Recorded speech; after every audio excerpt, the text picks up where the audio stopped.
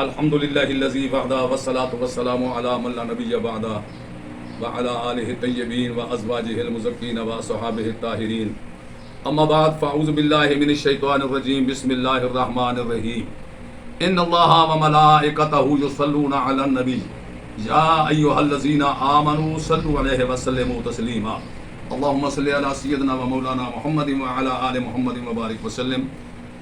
صدق اللہ مولانا العظیم الصلاۃ والسلام علیک یا رسول اللہ وسلم علیک یا حبیب اللہ تاجدار ختم نبوت زندہ باد لائق صد افتخار ناظرین و سامعین ذی وقار، آج میں نے اپنے موضوع سخن کے لیے اپنی گفتگو کے لیے جس آیت کریمہ کا انتخاب کیا ہے وہ آیت مبارکہ قرآن مجید کے پارہ نمبر 22 سورہ احزاب اور آیت نمبر 56 ہے۔ آیت درود السلام کے نام سے موسوم ہے، اس لیے کہ جو سلسلہ میں شروع کر رہا ہوں یہ عمل صالح ہے، یہ تبلیغ و دین کے نشر و اشاعت کا سلسلہ ہے، اور ہر عمل صالح کی قبولیت کا مدار جو ہے بلکہ مقبولیت کی کنجی جو ہے وہ حضور علیہ الصلوۃ والسلام کی ذات مبارکات پہ درود و سلام ہے۔ تو اس لیے میں اس آیت مبارکہ کی تفسیر سے شروع کر رہا ہوں۔ لیجیے سب سے پہلے ان اللہ و ملائکتہ یصلون علی النبی یا ایھا الذین آمنوا صلوا علیہ وسلموا تسلیما۔ اس آیت مبارکہ کا شان نزول کیا ہے؟ ہر آیت کے شان نزول ہوتا ہے، یعنی کس لیے نازل ہوئی، کس کے لیے نازل ہوئی، کیوں نازل ہوئی، کہاں پر نازل ہوئی ہے، تو یہ سب چیزیں جو ہیں یہ شان نزول میں ہی آتی ہیں۔ اسی لیے حضرت مولا کائنات جناب امام الاولیاء امام الاتقیاء جناب علی مرتضیٰ کرم اللہ وجہہ الکریم ارشاد فرماتے ہیں، اللہ تبارک و تعالیٰ نے مجھے معلم کتاب و حکمت سید المرسلین رحمت للعالمین صلی اللہ علیہ وسلم کے فیض علم سے اتنا علم عطا فرمایا ہے کہ میں بسم اللہ کی بے سے لے کر والناس کی سین تک اتنا جانتا ہوں کہ یہ آیت کہاں نازل ہوئی ہے، کس مقام پر نازل ہوئی ہے، میدان میں نازل ہوئی ہے یا پہاڑ پہ نازل ہوئی ہے، گلی میں نازل ہوئی ہے یا مسجد میں نازل ہوئی ہے، جنگ میں نازل ہوئی ہے یا گھر میں نازل ہوئی ہے، اور ان سارے کس کے لیے نازل ہوئی ہے، یہ سارا کچھ میں جانتا ہوں۔ تو اس آیت کا شان نزول ذرا سن لیجئے۔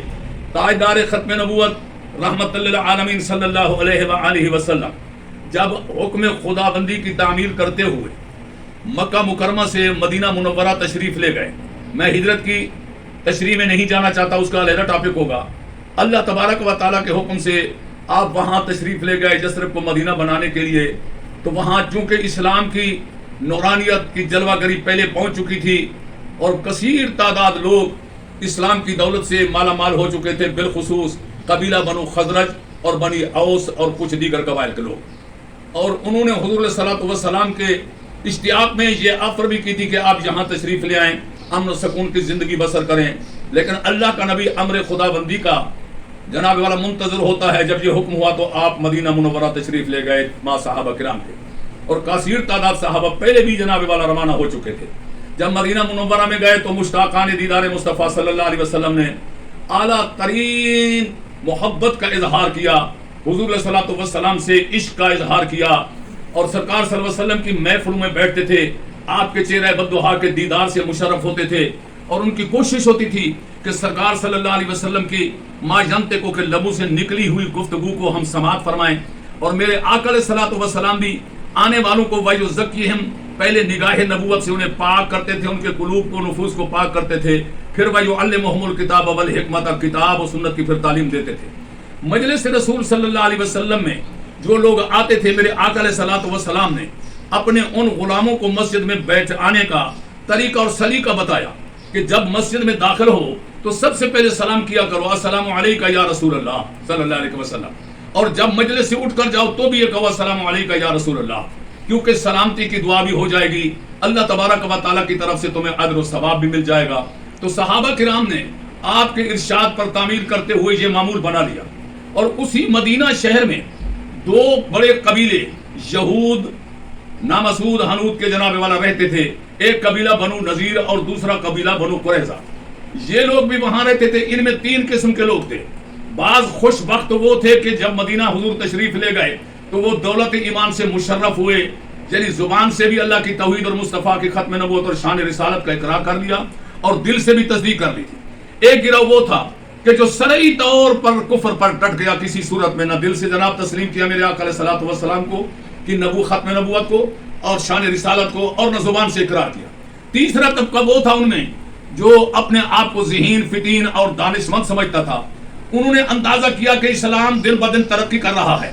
اب ہمیں ایک چال کے ذریعے سے یہ سوچنا چاہیے کہ ان کی مجلس تک پہنچنے کے لیے کہ تاکہ یہ کیا پروگرام بناتے ہیں، کیا گفتگو کرتے ہیں، گویا کہ وہ CID کے طور پر انہوں نے منافقت کا روپ دھارا، جسے انہیں مصلحت سمجھتے ہوئے وہ بھی مجلس رسول صلی اللہ علیہ وسلم میں حاضر ہوتے تھے۔ جب صحابہ کرام عرض کرتے تھے السلام علیکہ یا رسول اللہ، تو جناب والا السلام علیکم ورحمۃ اللہ، تو یہ بدبخت جناب والا اس ٹو میں رہتے تھے کہ کسی نہ کسی طریقے سے نبی مکرم و معظم کی شان میں گستاخی کا پہلو نکالا جائے۔ تو ان کے اہل علم نے انہیں یہ بد نصیب ہوئی لوگوں کو یہ تعلیم دی کہ اب تم السلام میں سے لام کو ہٹا دو، اب بن جائے گا السلام علیکم کے بجائے السلام علیکم یا رسول اللہ،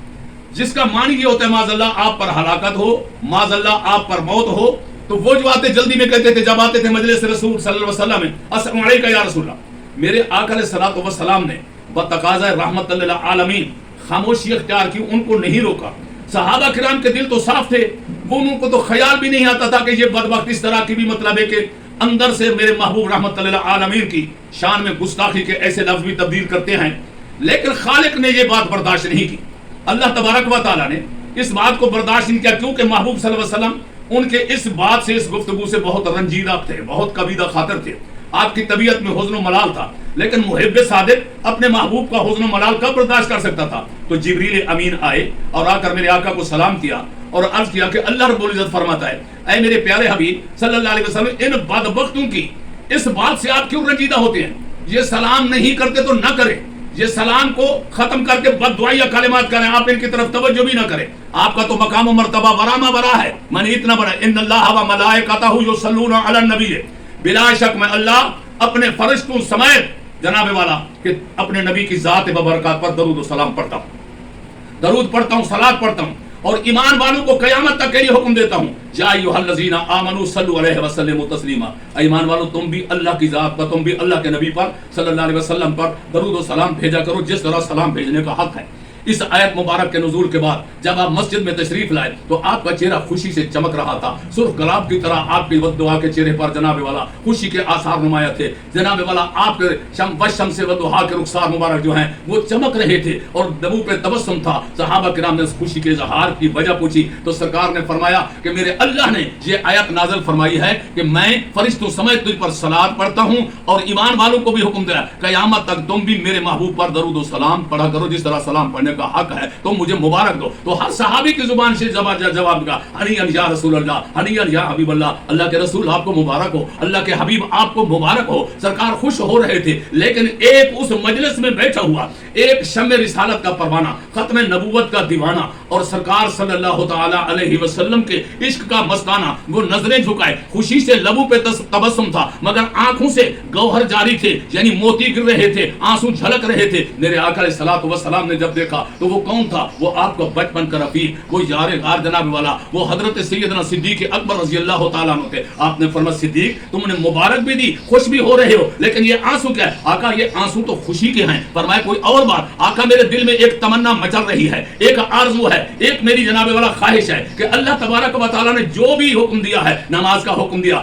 آپ کے ذریعے سے، آپ کے وسیلے سے ہم نیاز مندوں کو بھی اس میں شامل فرما دیا، اور جب اللہ نے جناب حج کا حکم دیا ہمیں بھی شامل فرمایا، کہ جب جناب والا روزوں کا حکم دیا ہمیں شامل فرمایا۔ الغرض ہر نیک اور صالح اعمال جو اللہ نے آپ کو حکم دیا ہمیں بھی اس میں شامل فرمایا۔ لیکن آج درود و سلام کے جناب والا اس نعمت سے ہم نیاز مندوں کو اللہ نے کیوں الگ کر دیا؟ ابھی گفتگو مکمل نہیں ہوئی تھی کہ اللہ کے حکم سے جبریل امین حاضر ہوئے اور سلام عرض کیا۔ سلام عرض کرنے کے بعد کہا کہ میرے محبوب هو الذی یصلی علیکم وملائکتہ، اپنے صحابہ کو صدیق کو کہہ دے کہ وہ ذات ہے جو جناب والا ملائکہ سمیت تم پر بھی درود پڑھ رہا ہے، تم پر بھی صلات پڑھ رہا ہے۔ گویا کہ حضور علیہ الصلوۃ والسلام پر اصالتاً جناب والا درود کا پڑھنا لازم اور ضروری ہے، اور اس کے صدقے آپ کے جناب والا تتبع میں کہ جناب سیدنا صدیق اکبر کی خواہش پر اللہ تبارک و تعالیٰ نے اصحاب رسول اور آل رسول اور ازواج رسول پر بھی درود پاک کی نعمت کا جناب والا تمام انہیں عطا فرما دیا ہے۔ تو گویا کہ یہ تھا مختصر سا شان نزول جو آیت کریمہ کا میں نے عرض کیا ہے۔ انشاءاللہ میں بالترتیب آہستہ آہستہ تاکہ آپ کو سمجھنے میں تکلیف نہ ہو کہ اگلی ہی جو میں عرض کروں کروں گا کہ یہودیوں کو کیوں آپ کے ساتھ بغض و عناد تھا، کیوں اس قسم کی حرکات کرتے تھے، تفصیل سے بیان کرتا ہوں. امید ہے آپ کو ویڈیو پسند آئی ہوگی اور آگے آپ اس کو لائک کر کے جناب والا ثواب دارین حاصل کریں. اللہ تبارک و تعالی میری گفتگو کو منظور فرمائے. وآخر دعوانا ان الحمدللہ رب العالمین.